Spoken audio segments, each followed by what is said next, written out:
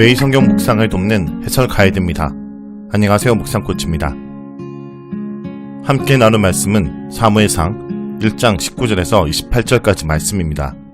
한나는 자식을 주시면 하나님께 나실인으로 바치겠다고 서원하였고 하나님께서 그 기도를 들으셨음을 확신했습니다. 하나님께서 한나의 믿음대로 아들을 주셨습니다.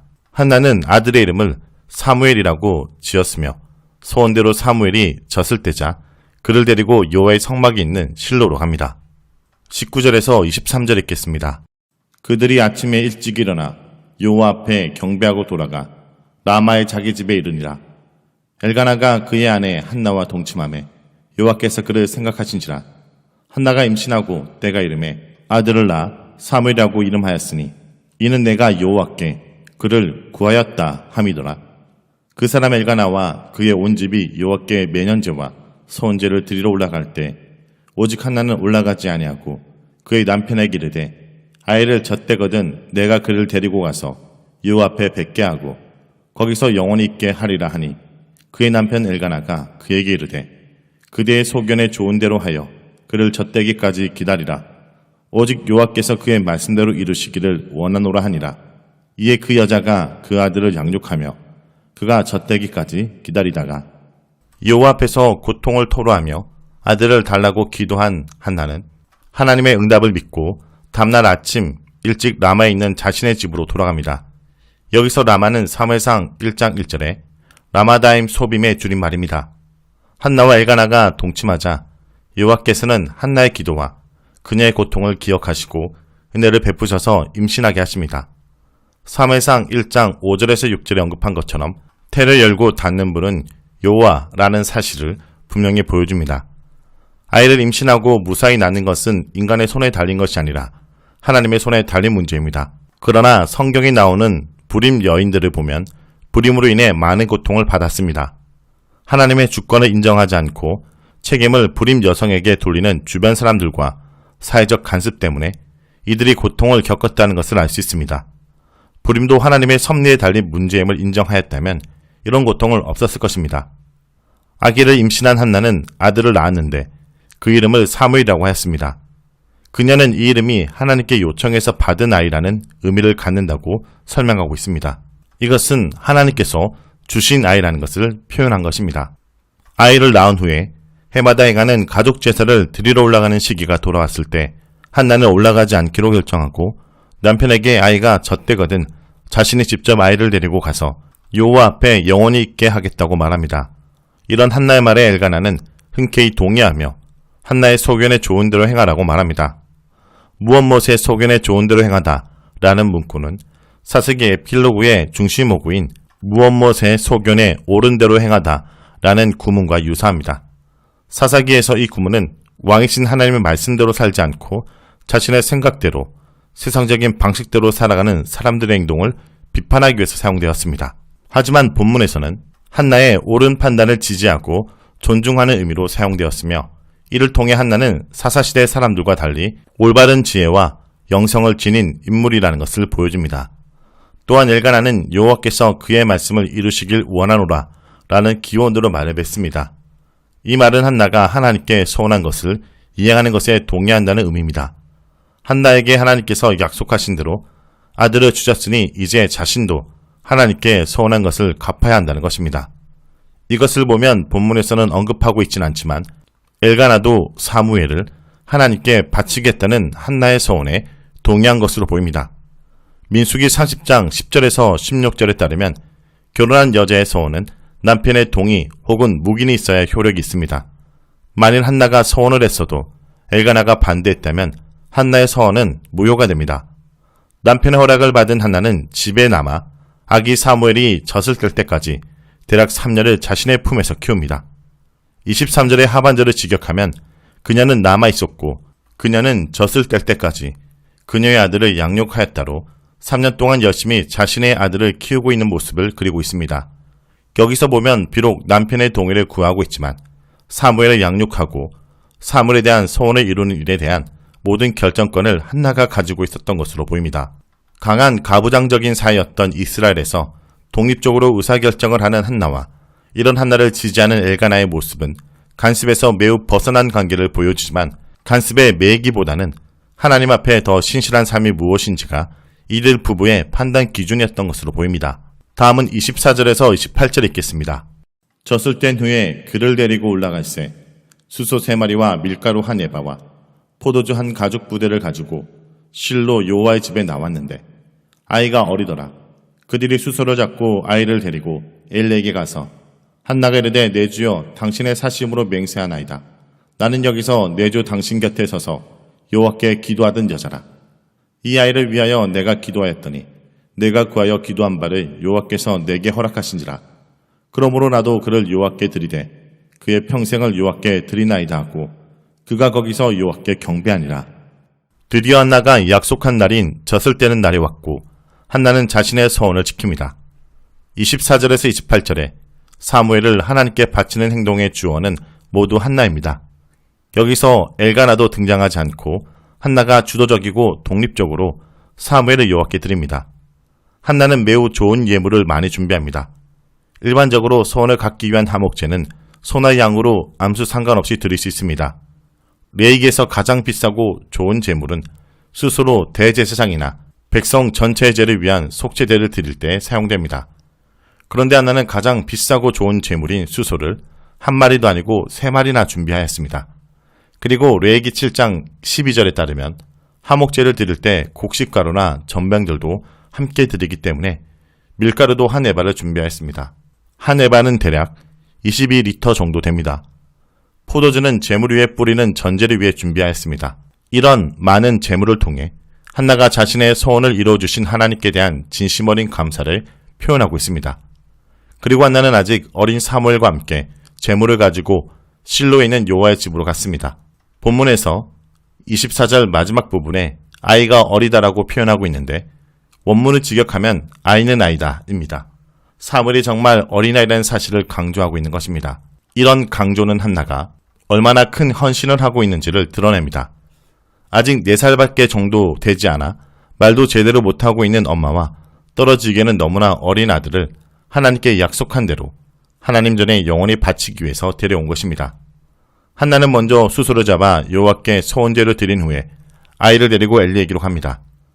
여기서 사무엘이라는 이름 대신에 아이라는 표현이 반복적으로 등장한 것 또한 사무엘이 아직 어린아이라는 사실을 강조하기 위한 것입니다.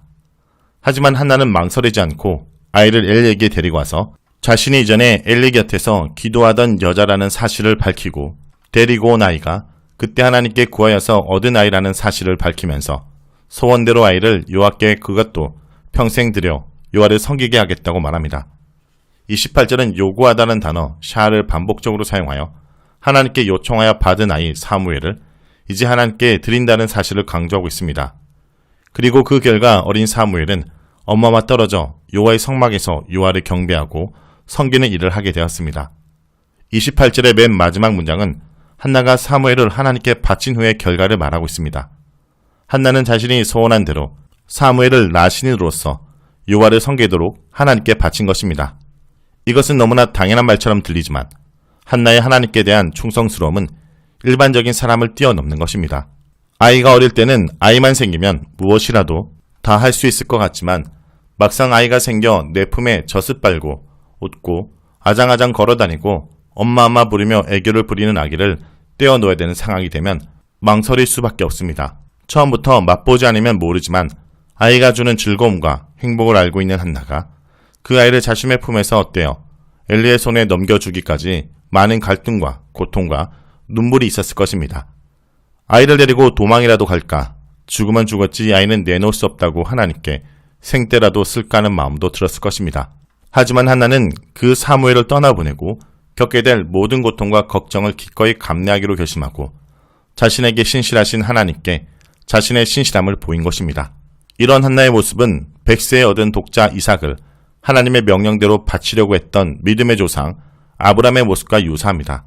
아브라함으로 인해 이스라엘 민족이 생긴 것처럼 이런 한나의 하나님께 대한 충성이 암흑 같은 사사시대를 넘어 새로운 이스라엘 왕국을 열기 시작하였습니다. 자, 여기까지가 사무엘상 1장 19절에서 28절까지 말씀입니다. 오늘 말씀을 통해 우리는 무엇을 묵상하고 적용해야 할까요? 하나님은 신뢰하는 백성을 기억하시고 생각하시는 분입니다. 신실한 여인의 기도에 하나님이 응답하셨습니다. 한 여인의 애가를 찬양으로 바꾸시고 미래가 없는 절망의 삶을 한의와 경배의 삶으로 바꾸셨습니다. 성도 여러분, 혹시 깊은 절망 속에 빠져 있습니까? 그때라도 하나님을 찾는 것을 잊지 마시기 바랍니다. 그렇게 우리가 부르짖을 때 하나님은 반드시 듣고 기억하십니다. 결코 외면하시는 법이 없습니다. 엘가나의 화려한 족보 앞에서 초라하기만 했던 한나의 불임의 태를 나를 생각해 달라는 한나의 간구를 들으시고 생각하시고 기억하신 여호와로 인해 암울한 한 가정과 절망적 나라 이스라엘이 새롭게 되었습니다. 우리를 기억하시고 간구를 받으시는 하나님이 우리 앞에 계시다는 것을 잊지 마시길 간절히 기도드립니다.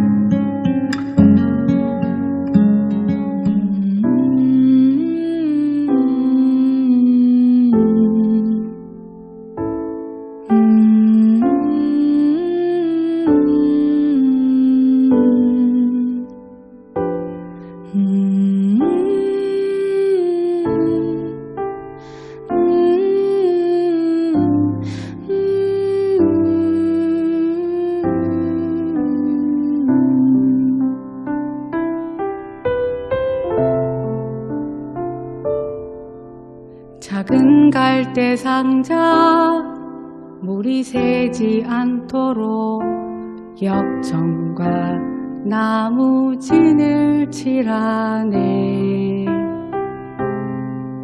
어떤 마음이었을까 그녀의 두 눈에 눈물이 흐르고 흘러 동그란 눈으로 엄마를 보고 있는 아이와 입을 맞추고 상자를 덮고 강가에 띄우며 간절히 기도했겠지.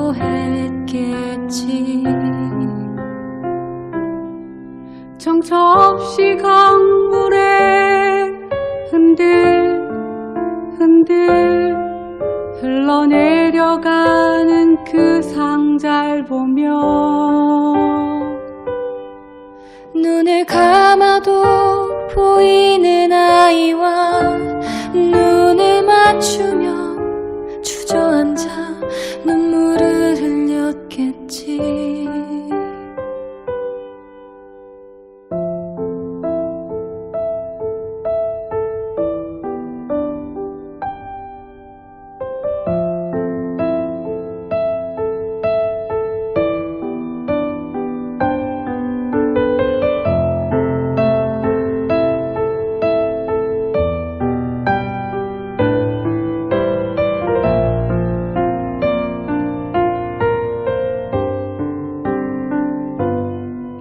어떤 마음이었을까 그녀의 두 눈에 눈물이 흐르고 흘러 정처 없이 강물에 흔들흔들 흘러내려가는 그 상자를 보며 눈을 감아도 보이는 아이와 눈을 맞추며 주저앉아 눈물을 흘렸겠지. 너의 삶의 참 주인 너의 참 부모이신 하나님 그 손에 너의 삶을 맡긴다. 너의 삶의 참 주인 너를 이끄시는 주 하나님 그 손에 너의 삶을 드린다. 그가 널 구원하시리. 그가 널